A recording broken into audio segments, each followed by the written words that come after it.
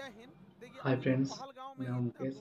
मैं आ चुका हूं आप लोगों के सामने और एक नया वीडियो लेके। दमदार वीडियो है, आप लोग देखिए, एंजॉय कीजिए। और ये मेरा सेकंड वीडियो है, आप लोग प्यार दीजिए, सपोर्ट कीजिए। और चलिए बढ़ते हैं वीडियो की हम लोग को तरफ। पता था कि पाकिस्तान के बलूचिस्तान में ट्रेन हाईजैक हुई है। पाकिस्तान इसका ध्यान तो भटकाने के दोस्तों लिए, अपने देखते फेलियर रहिए। को छुपाने के लिए कुछ न कुछ चीज़ों को करेगा, फिर भी सच हम क्या लोग ने बता इसे रहा है। इग्नोर किया। हालिया में रावलपिंडी में जो इसने बयान दिया था आसिम मुनीर कि हम अलग हैं, शेर हम बाकी सुअर। हम दुनिया को बताएंगे कि हम मुस्लिम बाकियों से अलग हैं। ये बात हकीकत है कि हम इंडियन मुसलमानों क्या से बात तुम्हारा कोई है। तुलना ही नहीं है, क्योंकि शेर और सुअर में कोई तुलना नहीं होता है। इसके अलावे टेरिफ वार भी चल रहा था, इसे भी हमारी इंटेलिजेंस एजेंसियों ने उतना ध्यान से नहीं दिया। हालांकि हाँ, लास्ट मोमेंट एजेंसी पर वगैरह इंटेलिजेंस सही ने है, कहा था कि अप्रैल के दूसरे सप्ताह कुछ में काम हमला का हो नहीं है सकता है। सर, मतलब। अप्रैल की जब दूसरे सप्ताह में हमला की इतनी सटीक जानकारी थी, फिर भी जब यहाँ पे पर्यटक थे, यहाँ पर इस बसरान घाटी में, यहाँ पर एक भी हॉस्पिटल नहीं था, ना ही एक कोई पुलिस का जवान था, ना ही कोई मिलिट्री थी यहाँ पर। इसके अलावे जब यहाँ पे दुर्घटना हुई, जब आतंकवादियों ने गोली मारा, तो उस कैसे समय मार दिया रे। लगभग आधे घंटे बाद नीचे से आर्मी आ रही है या फिर पुलिस आ रही है। आधा घंटा में तो कोई पर्यटक इतना को तो गोली वगैरह दर्दनाक। चलाने आता नहीं है। और ये पूरी घाटी खाली थी, कहीं छुपने का भी जगह नहीं था, वहाँ आराम से गोली मार दिया गया। कुछ लोगों की तो मृत्यु केवल ब्लड लॉस की वजह से हो गई, क्योंकि एम्बुलेंस भी 1.5 घंटा बाद आई थी। तो वहाँ जब इतने बड़े पर्यटकों का स्थल था, इतने हजारों की संख्या में पर्यटक थे, तो सरकार क्या कर रही थी? कैसे मारता आखिर समझ में नहीं आ रहा यार। इतना इंटेलिजेंस मिलने के बाद भी अगर ये आपका भी फेल्योर है, तो सरकार कितने लोगों को सस्पेंड की? हालांकि गवर्नमेंट कई बार क्या होता है, ऐसे लोगों में सस्पेंड नहीं करती, क्योंकि गवर्नमेंट का गलती उजागर हो जाती है। लेकिन आपका गलती उजागर ना हो, इसके लिए आप किसी को सस्पेंड नहीं कीजिएगा, तो आगे फिर ऐसी घटनाएं होंगी यहाँ पर, और इस घटनाओं को ये सब फिर से दोहराएंगे सब। देखिए, इसमें करना क्या चाहिए, बिना लोकल के सपोर्ट के ये नहीं हुआ होगा। तो जो लोकल इनके स्पाई के रूप में काम ऐसे कर रहे थे, उन्हें मारो सेना मारना जो है ये लोग पब्लिकली सर, सजा दे, क्या क्या सबके नहीं कर सामने रखा ये जितनी लोग। कठोर सजा हो सकती है उतनी कठोर सजा दो। लेकिन वैसे कश्मीरी जिन्होंने पूरे तन मन से भारत के लिए अपना जान तक इन्होंने निछावर कर दिया, ऐसे कश्मीरी का रिस्पेक्ट होना इसको चाहिए। मार दिया चाहे वो कितना। कोई भी कश्मीरी भाई हो, चाहे वो नजाकत अली हो जो टूरिस्ट गाइड का काम कर रहे थे, लगभग 11 लोगों को बचाएं, चाहे वो माजिद खान ड्राइवर हैं जिन्होंने ये लगभग बेचारा 6 काम लोगों को करके खा बचाया, रहा था, चाहे घोड़ा सैयद चलाता था। हुसैन आबिद हो घोड़ा चला जो के दिन लड़ते गुजरता था लड़ते ये लोग। शहीद हो गए ये हमला था। आतंकवादियों से M4 कैसे राइफल मारते ये छीन लोग। लिए। ऐसे लोगों का भी सम्मान होना चाहिए। हालांकि मीडिया में ये सब चीज़ों को दब गए हैं, क्योंकि जब ये दिखाएंगे तो पाकिस्तानियों का भी मनोबल टूटेगा। ऐसे नहीं पहले मारना ऐसे चाहिए लगता यार। था पाकिस्तानियों को न कि कश्मीर के सारे लोग पाकिस्तान का साथ देंगे, अब ऐसा नहीं है। अब तो महाराष्ट्र सरकार का भी तो धन्यवाद देते पाकिस्तान हैं से एक झगड़ा नाथ तो शिंदे इसीलिए जी का, नहीं है। जिन्होंने ऐलान किया है कुछ पुरस्कार राशि देने के लिए ऐसे परिवार को, और इनका टूटा हुआ मकान भी बनाने की वो बात कहे हैं। देखिए, इस बार का मामला थोड़ा अलग था। जब ये हमला हो रहा था, तो इससे काफ़ी दूर श्रीनगर है, इससे काफ़ी दूर श्रीनगर। श्रीनगर का ऐसा नहीं लाल करना चौक का चाहिए एरिया था ये हमेशा लोगों को। चहल पहल रहता है, अब या तो लेकिन वो समझिए एक बात हफ्ते में। तक श्रीनगर की शटर डाउन रहा, ये दिखाने के लिए कि ये लोग इस घटना में शहीद हुए लोगों की श्रद्धांजलि दे रहे हैं। और जमा मस्जिद के इमाम ने भी पूरे खुल के मंच से भी कहा था कि इस तरह की किसी भी घटना को पाकिस्तान अगर अंजाम देता है, तो इस सब चीज़ों को कभी एक्सेप्ट नहीं किया जाएगा। तो इस बार भारत में इस चीज़ों को एकता देखने को मिली है। लेकिन जो लोग इसमें शहीद हुए हैं, चाहे वो पर्यटक हैं, चाहे जो वहाँ के लोकल लोग हैं, उनको भी गवर्नमेंट को सोचना पड़ेगा। तो इनको भी कश्मीर के एरिया में कुछ बागान होंगे, जैसे ड्राई फ्रूट के बागान हो सकते हैं, केसर के हो सकते हैं, या फिर सेब के हो सकते हैं, तो गवर्नमेंट इन्हें अलॉट कर सकती है, या गवर्नमेंट इन्हें पुरस्कार दे सकती है, जिससे कि बाकी के लोग प्रेरित हो गए। कोई डीएम एसपी क्यों बनना चाहता है? क्योंकि देखता है कि समाज में उसकी इज्जत है। तो ऐसे लोग जो इस तरह से, जो पहाड़ पे चला नहीं जाता है, अपने पीठ पे लेकर बच्चे को लेकर भागे हैं लोग, ऐसे लोग को जब हम समाज में पुरस्कृत देंगे, तो बाकी लोगों को भी प्रेरणा मिलेगी। लोग पत्थर चलाना छोड़ के ऐसे कामों में आएंगे। सरकार को इसमें भी ध्यान देना चाहिए। और जो ये बहन को सोचिए क्या बीत रहा होगा, हाँ, ऐसे शहीद हो गए जो यहाँ पर। इन लोगों को कश्मीर में ये घूमने आए थे पर्यटक बनकर, लेकिन यहाँ पर इन लोगों को एक एरिया सरकार को अलॉट कर देना चाहिए कि ये उन्हीं लोग के लिए एरिया अलॉट रहेगा।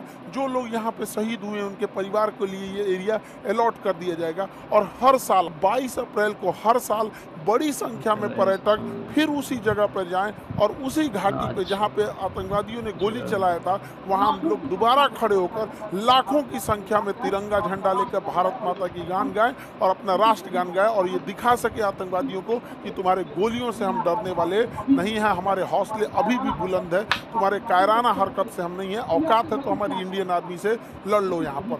अब हम लोग को समझना पड़ेगा कि ये आतंकवादी सब चाहते क्या है, ये आतंकवादी क्या चाहते हैं। देखिए, ये आतंकवादी अगर चाहता तो इनको गोली मार दिया, इनकी वाइफ को भी मार सकता था, लेकिन नहीं मारा। कहा कि तुम मतलब पूछा कि हिंदू हो कि मुस्लिम हो, धर्म पूछ के मारा। ये जानता था कि ये बात जब समाज में जाएगी तो ये इन आतंकवादियों का मकसद है कि भारत को इंटरनल तोड़ दिया जाए। देखिए, एक्सटर्नल लड़ाइयाँ हम लड़ सकते हैं, इंटरनल टूट जाएंगे तो बड़ा मुश्किल हो जाता है।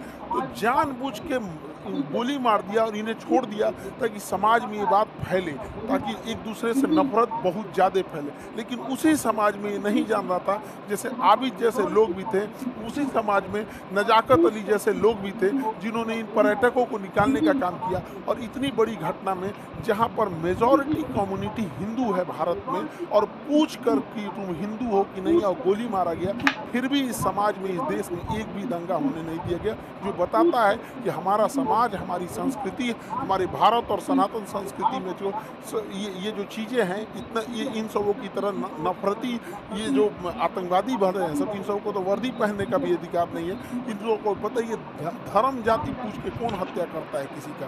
तो ये यही चाहता है कि हम लोग इंटरनल डिस्प्यूट में फंस जाए। दूसरा क्या चाहता है, कोई ना कोई तो इसका मकसद होगा।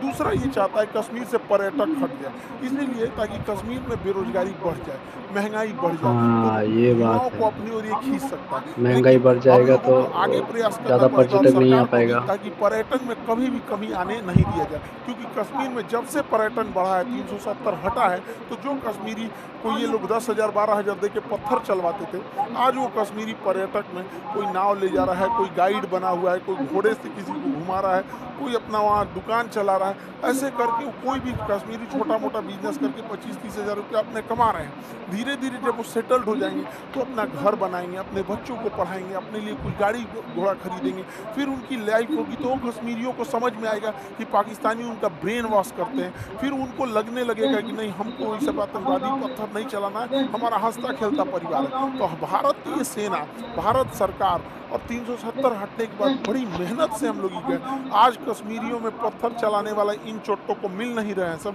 क्योंकि वो पर्यटन में एक दूसरे से घुले मिले हैं सब। तो ये हम लोगों की भी जिम्मेदारी बनती है कि कहीं ऐसा ना हो कि इमोशन में आके, गुस्से में आके हम लोग इन आतंकवादियों के ट्रैप में फंस जाए। इस ट्रैप में हम लोग को नहीं फंसना है। अब जैसे सिंधु जल समझौता सही बात। 1960 में था, इसके तहत क्या था, यानी सिंधु, झेलम, चिनाब, इन नदियों का पानी का अधिकार मिल गया था पाकिस्तान को, और सतलज, ब्यास, रावी, इसके पानी का अधिकार मिला था इंडिया को। वो भी हम लोग इसका पूरा यूज नहीं कर सकते, लेकिन भारत ने इनमें बहुत सारे डैम बना दिए।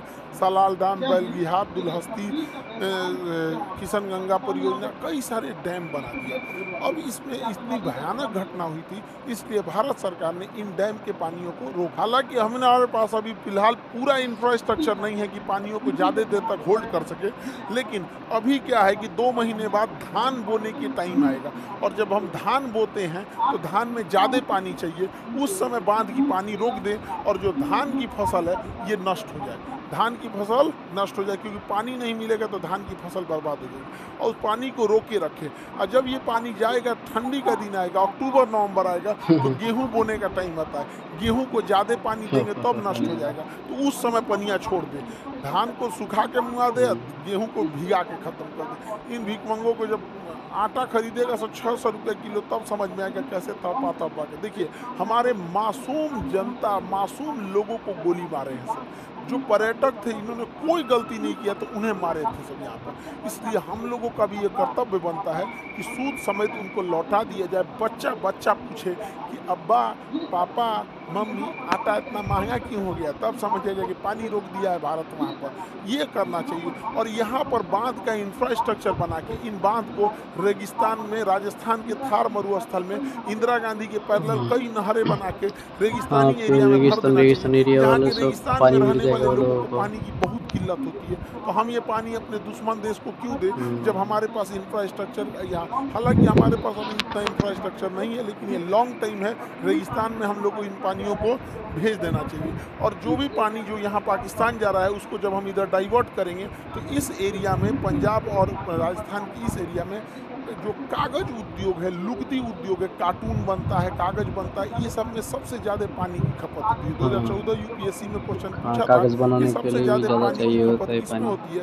कागज एवं लुगदी उद्योग ऑप्शन वैसे भी तो सुनसान एरिया है तो इस उधर, एरिया में कागज फैक्ट्री वगैरह वगैरह भी का नहीं है, उद्योग डालना चाहिए जिसमें पानी नहीं की है बोल हैवी के, खपत है। तो वैसे पानी एरिया नहीं में है तो नहीं डालना चाहिए जहाँ पानी आ जाएगा तो कम है। सब पनप हालांकि पाएगा अच्छे यहाँ से। पर हम लोग उतना इंफ्रास्ट्रक्चर नहीं बना है, वरना इन पानियों को हम लोग दिल्ली की ओर भी मोड़ सकते हैं। वो मोड़ने के लिए जो सिस्टम आता है उसे एक्वाडक्ट कहते हैं। ये देखिए, ये एक्वाडक्ट है, ये एक्वाडक्ट के रास्ते हम पानी को मोड़ सकते ऐसे हैं। और बनाएंगे तो बहुत एक्वाडक्ट खर्च के भी रास्ते होगा, अगर हम लेकिन दिल्ली यमुना में ले ये आते सही है, हैं और यमुना इंडस्ट्रियल में एरिया बन तेज जाएगा गति से पूरा। छोड़ दें तो यमुना नदी में जो पूरा रेत ही गंदगी की रेत, रेत समस्या में है इंडस्ट्रियल वो एरिया तेज बन बहाव जाएगा के पूरा। कारण बह जाएगा। और आगे एक लोहे की जाली लगा दे जिससे कि जो प्लास्टिक है, कूड़े करकट है, उसे हम रोका जा सकता है और पूरा का पूरा पानी साफ हो जाएगा। यमुना साफ के लिए देख रहे थे, यमुना साफ करने के लिए जोड़ देंगे नदियों को तो यमुना आराम से साफ हो जाएगी, बहाव के साथ आगे बढ़ जाएगी यमुना नदी। पाकिस्तानी सेना सोचती है कि छोटा मोटा एयर स्ट्राइक टाइप की कोई घटना हो जाए जिससे कि पाकिस्तानी सेना का जो जनरल है आसिम मुनीर, वो अपने आप को रेलेवेंट दिखा सके कि हमारी कितनी ज़रूरत है, वो पाकिस्तान को कितना बचा के रखा है। लेकिन भारत को यहाँ इजराइल जैसे सोचने की ज़रूरत है। यदि एक भी हमला हो तो बड़ा सटीक हो, पाकिस्तान की कमर तोड़ दिया जाए। पाकिस्तान में जो बिजली घर है, भारत यहाँ से जब हमला करे तो इसके बिजली घर को उड़ा दे जिससे कि बिजली ही न बन पाए। और जो ग्रिड होता है, ग्रिड जहाँ से बिजली डिस्ट्रीब्यूट होती है, ग्रिड उड़ा दे। अगर बिजली घर और ग्रिड उड़ गया, अगर 10 मिसाइल ग्रिड पे मारो, 10 मिसाइल मार देना यहाँ पे बिजली घर, पूरे पाकिस्तान में ब्लैकआउट हो जाएगा। सोचने समझने के टाइम ही नहीं मिलेगा। और इस गर्मी के टाइम पे अगर ब्लैकआउट हुआ यानी पूरी बिजली खत्म हो गई तो सारे स्कूल बंद हो जाएंगे, कॉलेज बंद हो जाएंगे, railway station, airport, industry, factory, company, दुकान, सारी चीज़ें ठप हो जाएंगी। उसके बाद जो इसकी ऑयल रिफाइनरी, ऑयल डिपो है, ऑयल डिपो जो है, ऑयल रिफाइनरी है, इसको उड़ा देने के बाद फ्यूल खत्म। जब फ्यूल खत्म हो गया तो नहीं स्कूटी चलेगा, बाइक, कार, टेम्पो, मोटरसाइकिल कुछ भी आगे नहीं बढ़ पाएगा। ट्रांसपोर्टेशन को ही रोकना जरूरी होता है। जितने भी बड़े पुल होते हैं, जितने बड़े मेजर पुल हैं, इन पुल को अगर गिरा दिया जाए तो पुल को गिरा देने की वजह से ट्रेन भी नहीं चल पाएगी यहाँ से और ना ही कोई बड़ी गाड़ियाँ जा पाएंगी। हालांकि ट्रेन को रोकने के लिए सबसे ज़्यादा होता है जो बड़े जंक्शन होते हैं, उनके जंक्शन पॉइंट पे अगर बम्बार्डमेंट कर दिया जाता है तो ट्रेन का आवाजाही बंद हो जाता है। तो भारत सरकार को स्ट्रेटजिकली हमला करना पड़ेगा और नीचे से नौसेना का ब्लॉकेज लगा देना है और ऊपर से धो देना है, ताकि अगर 2 दिन के लिए भी सर्जिकल स्ट्राइक होता है तो इसका बहुत लंबा इम्पैक्ट पाकिस्तानी अर्थव्यवस्था में दिखना चाहिए कि अगले 10 साल तक पाकिस्तान उसकी भरपाई ही करते रह जाए। देखिए, कश्मीर से ही ज़्यादा घुसपैठ इस होने का एक बड़ा कारण जोग्राफिकल टेरेन है। वहाँ जोग्राफी की जो बनावट है, एक पहाड़ है, ऊबड़ खाबड़ है और इस पे इतने घने जंगल है, इतना घना जंगल है कि हाथी छुप जाती है इन जंगलों के बीच में। तो इसके बीच में आतंकवादी को छुपना तो बड़ा ईजी है। तो भारत सरकार को और सेना को एक कड़ा एक्शन लेना पड़ेगा। पर्यावरण जाए साइड में, यहाँ पे पहले देश की सुरक्षा जरूरी है। वहाँ पे जो बॉर्डर का एरिया है, लगभग 1 किलोमीटर चौड़ाई में जितने पेड़ हैं उन सबको साफ कर देना चाहिए। इन पेड़ को साफ कर देना चाहिए। जैसे देखिए, यहाँ पर कोई भी आतंकवादी छुप सकता है, यहाँ छुप सकता है, यहाँ छुप सकता है, यहाँ छुप सकता है, लेकिन ये जो बीच वाला एरिया है, यहाँ कोई आतंकवादी नहीं छुप सकता है। तो ऐसे जो एरिया है बॉर्डर से सट के लगभग 1 से 2 किलोमीटर की चौड़ाई में पूरा साफ कर देना चाहिए जंगल। लेकिन दिक्कत ये है कि अगर साफ कर देंगे तो कोई भी आएगा तो दिख जाएगा, तो ये तो ठीक है, लेकिन दोबारा जंगल उग जाएंगे। तो ऐसे क्या किया जाता है, एक सीमेंट ब्लैंकेट आता है, सीमेंट का कंबल होता है, उसको बिछा दिया जाता है, उसके ऊपर पानी का फुहारा मार दिया जाता है। तो बरसात से पहले बिछा दे, पानी का फुहारा मारेंगे, सट जाएगा, जमीन पकड़ लेगा, फिर उसके ऊपर कोई चीज़ नहीं उगेगा। तो 1.5-2 किलोमीटर खाली हो गया, कोई आए दंदना दो यहाँ पर। लेकिन ये क्या करेंगे सब, फिर सुरंग खोद के अंदर से आएंगे सब, थोड़ा पैसा लगेगा। एक ड्रेजिंग मशीन आती है, जितना गहरा खोदना है उतना गहरा ये खोद सकती है, ये खोदते हुए आगे बढ़ती है। तो ऐसे क्या है कि जहाँ तक, क्योंकि सुरंग खोदेंगे सब, मिट्टी से खोद सकते हैं सब, तो बॉर्डर के पास इन ड्रेजर मशीनों को लगा के पूरी ड्रिलिंग कर दे और उसमें सीमेंट, रीइंफोर्समेंट सीमेंट छत डाल के ढलैया करते हुए चले जाए। यहाँ पर अडानी के पास तो सीमेंट की कमी है ही नहीं है। प्रकार उससे लेके हाँ, डाल जो दे यहाँ सुरंग से थी तो वहाँ तक, सुरंग पूरा को अंदर अंदर दीवार टाइप का, कि नीचे से सुरंग में भी नहीं आ सकता। इससे क्या है कि थोड़े बहुत तक तो हम लोग रोक सकते हैं, ऐसा नहीं है कि कहीं से भी सुरंग खोद के वो आ सकता है। उधर पाकिस्तान का प्रधानमंत्री कहता है कि पानी रोक देने को एक्ट ऑफ वार कहते हैं। अरे बैल कहीं का, रोकने से पहले हमको ही पता था, तुम कौन सी एक्ट ऑफ वार करेगा। 71 में हम लोग मारे थे तुमको, 93,000 फौज छोड़ के गए थे। आइए तुम्हारा नया ये है, ये अच्छा, छर्रा को देखिए यहाँ पे, ये उसका छर्रा। पाकिस्तान का नया छर्रा है। ये कह रहा है कि हमसे बिना पूछे पानी रोका गया है, या तो पानी आएगा या तो वहाँ से नदी, खून की नदियाँ अच्छा, आएंगी। अच्छा, अच्छा। खून पूरा की नदियाँ। पिए का पानी घटल मारो है, अब साले यहाँ पूरे। से खून का नदी बहेगा यहाँ पे। इसको बच्चा के बताइए क्यों कहीं रखा का, है? इस यही छर्रा को पाकिस्तान क्या को बुझा मारेगा रहा एक है। साला। जुमा जुमा 8 दिन हुआ इसको राजनीति में आए हुए। एक यूरोपीय मीडिया हाउस ने पाकिस्तान के रक्षा मंत्री का इंटरव्यू लिया और कहा कि आप लोग तो आतंकवाद को बढ़ावा देते हैं, आतंकवाद का संरक्षण करते हैं, भारत में आतंकवाद भेजते हैं। ये बुढ़वा कह रहा हाँ हम भेजते हैं, मोए मोए हो 3 गया। दशक से भेज रहे हैं, 30 साल से, और अमेरिका के और यूरोप के कहने पर भेज रहे हैं। ये बेचारी अंग्रेज पत्रकार थी, ये बकलोलिया, इसका तो मोए मोए हो गया, पूरा थुथुरे लटक गया इसका। ये सोची थी कि हम पाकिस्तान की बेइज्जती करेंगे, तो इसी का बेइज्जती कर दिया। इन बैलों, ये बुढ़वा के भरोसे मत रहना, ये डूबते जहाज है सब, कोई आदि को लेकर डूबेंगे सब। बेचारी के चेहरे उतर गया यहाँ पे। ये क्या कह रहा है कि हम भारत पर परमाणु बम मार देंगे। तुम पहले भारत पे परमाणु बम मारोगे तो क्या, ऐसे तो चला के तो मारोगे नहीं परमाणु बम, किसी अच्छा, जहाज से लेके आएगा, कोई भी बम मार मिसाइल देगा से ले क्या? आएगा मारने के लिए, ऐसे तो ले आके नहीं सीधा ने पटक देगा। तो हमारे पास S-400 है, तुम्हारा जहाज उड़ने से पहले, बुढ़ऊ समझ में आ गया चाचा, जहाज उड़ने से पहले S-400 को पता चल जाता है। अगर ये 400 चाचा के किलोमीटर मुंह के में दायरे गोली में कोई ठोस दो जहाज पहले। जैसे टेक ऑफ करता है पता चल जाता है, मार के गिरा दिएगा। दूसरा ही बुढ़वा क्या कहता है, ये बुढ़वा कह रहा है कि हम कितना 130 गो बुड़बक मिसाइल आदमी है। परमाणु बम मारेंगे। अरे बैला कहीं का, तुम भारत को मारने के लिए 130 को परमाणु बम चलाएगा? पूरा एशिया उड़ाना है क्या रे? ये बुढ़ा सटिया गया है, इसको पूरा एशिया, हम लोग को कोई जरूरत नहीं है 130 परमाणु बम चलाने की। हम लोग के लिए 5 5-6 गो ही इनफ है। काफी होगा। इधर ग्वादर, इधर कराची, इस्लामाबाद, 5-6 ही मुल्तान, काफी है लाहौर, पाकिस्तान। पेशावर, यही 5-6 गो है, ये है काम खत्म। यहाँ 130 गो चलाएगा ये बैल कहीं का। देखिए भारत सरकार को टेक्टिकली सोचना पड़ेगा कुछ खुफिया तरीके से। हाँ, देखिए बंदूक के जो अंदर ही घुस बंदूक की जाएगा। गोलियां होती हैं, अगर इनमें हम साइज थोड़ा सा बड़ा कर दें तो हाँ, बंदूक के अंदर ही फट जाएगी। तो हम लोग जो पाकिस्तानी जो कश्मीर में गोलियां स्मगलिंग कर रहा है, उसकी चेन में घुसना पड़ेगा। हमारी इंडियन आर्मी का एक कवर्ड ऑफिसर उस चेन में घुस जाए गोलियों की सप्लाई वाले में, और उन्हीं 1,000 गोलियों के बीच में एक ऐसी गोली डाल दे जिसका साइज थोड़ा सा बड़ा हो।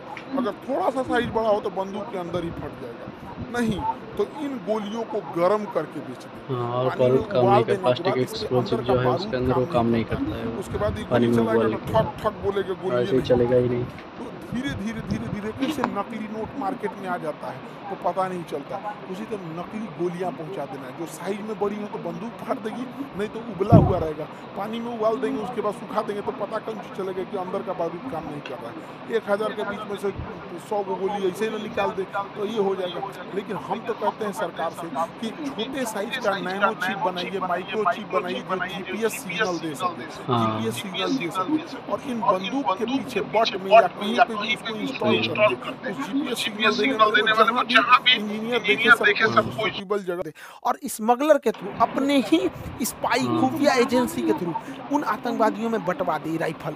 अब ये ससुरा राइफलवा में GPS लगल है, अभी जहाँ जहाँ आतंकवादी जाएगा सब ना वो GPS ट्रैक करते रहेगा। इनको मारना नहीं है, बाप रे बाप मारना नहीं है, पकड़ा जाएंगे हाँ, सभी सब। बंदूक में जहाँ लगाने जहाँ के लिए भी घुसेगा, तो वो कहाँ बंदूक रुका है, किसके यहाँ जहाँ रुका बनता है, है वहाँ पे ही नाश्ता जाना के टाइम पड़ेगा, कहाँ नहीं था, तो रात कैसे में कहाँ लगाएगा था, उसके अंदर खाना के इंस्टॉल टाइम कैसे कहाँ कर था, पाएगा? बंदूक चलाने कहाँ गया है, बॉर्डर पार किया है कि नहीं, कहाँ नहीं किया। ऐसा ऐसा अगर हम लोग 100 गो बंदूक हिला दिए लोग ना, राइफल हिला दिए लोग ना, 6 महीना तक इन राइफल वालों को मारना ही नहीं है, 6 महीना तक सारी जानकारी हम लोग को मिल जाएगी यहाँ पर। तो हम तो कहते हैं कि भैया थोड़ा सा खुफिया तरीका से सोचना पड़ेगा, खतरनाक तरीका से। शराफत से भी लड़ना है, सामने से भी लड़ना है और खतरनाक बुद्धि से भी लड़ना है, तब जाके हम अपने कश्मीर को शांत रख पाएंगे। कश्मीर हमारे लिए माथे का मुकुट है, उसके लिए हमें जो करना पड़ेगा हम वो करेंगे। आप क्या सोचते हैं इसके बारे में? क्या इसके अंदर GPS लगाना चाहिए या फिर बंदूक की गोली का साइज बढ़ा के या फिर उबाल के गोलियों को सप्लाई करना चाहिए कि नहीं, ताकि उन लोगों के जो मनोबल है, उनके मानसिकता पे हम जीत सकें। आगे हम आपको अगले वीडियो में मिलेंगे।